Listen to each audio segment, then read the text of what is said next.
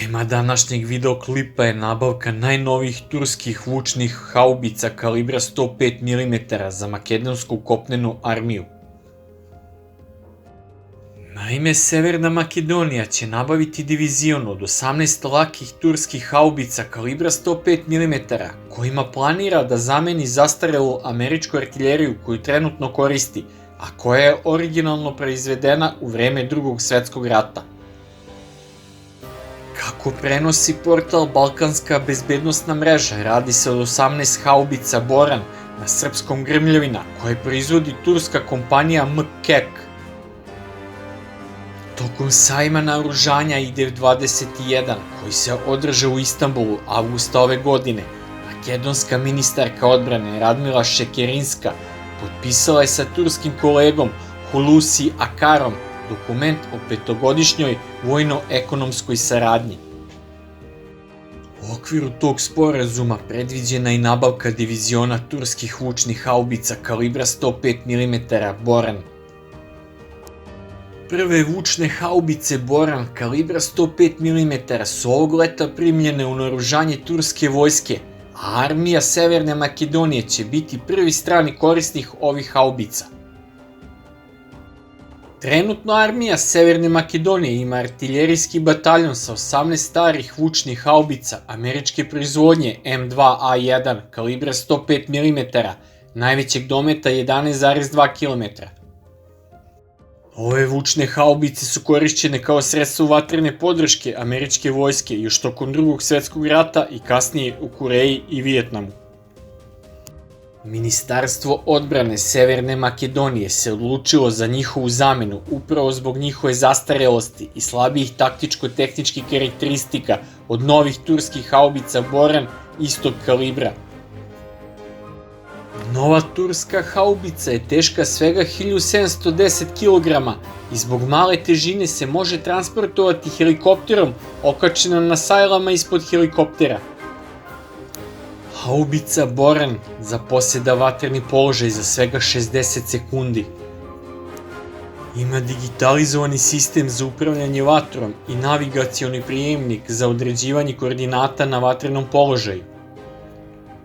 Radar za merenje brzine granate na ustima cevi je montiran iznad cevi haubice i podatke šalje direktno digitalnom vezom u sistem za upravljanje vatrom.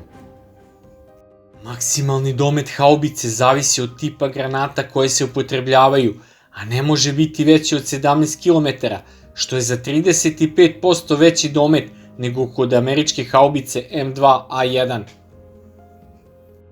Maksimalna brzina vatre haubice Boran je do 6 granata u minuti, što je na nivou i drugih modernih haubica ovog kalibra.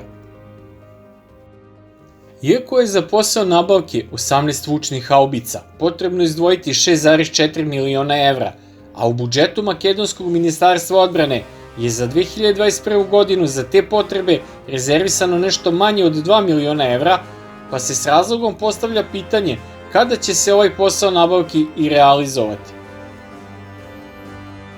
Kako je vlada Severne Makedonije marta ove godine donela odluku po kojoj su haubice stavljene na listu državnog plana nabavke roba, usluga i radova po modelu međuvladinih ugovora, za očekivati je da će se posao nabavke turskih haubica ipak u dogledno vreme i realizovati. Ono što je karakteristično je da Tursko ministarstvo odbrane kao deo podrške prijateljskim zemljama obezbeđuje nabavke pod povoljnim uslovima ili čak finansiranje kao donaciju.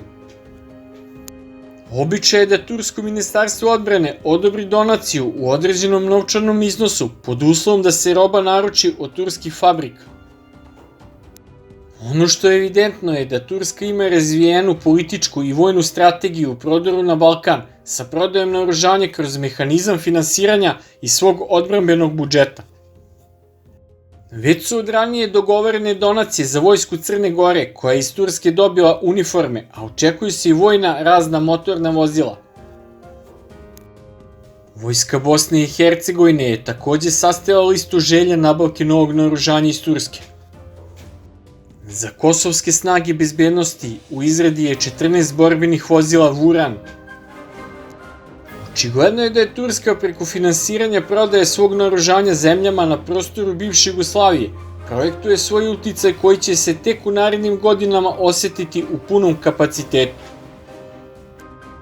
Iako je predsjednik Srbije najavio na vojnoj vežbi na Pešteru prošle godine da će Srbija nabaviti bespilotne letelice od još jedne problematične zemlje, kada se pretpostavilo da je to upravo Turska i da je reč o nabavci borbeno dokazanih Bayraktar TB2 jurišnih dronova, do danas se ta nabavka nije realizovala. Da li je Srbija ustuknula nakon izjave Redžepa Tajpa Erdogana da će se on lično založiti na međunarodnom priznavanju navodne države Kosovo, ili smo ipak rešili da nastavimo saradnju vezanu za bespilotne letelice isključivo sa jednim dobavljačem iz Kine, a sve u cilju dogovorenog prenosa tehnologije sa kineskih na srpske bespilotne letelice?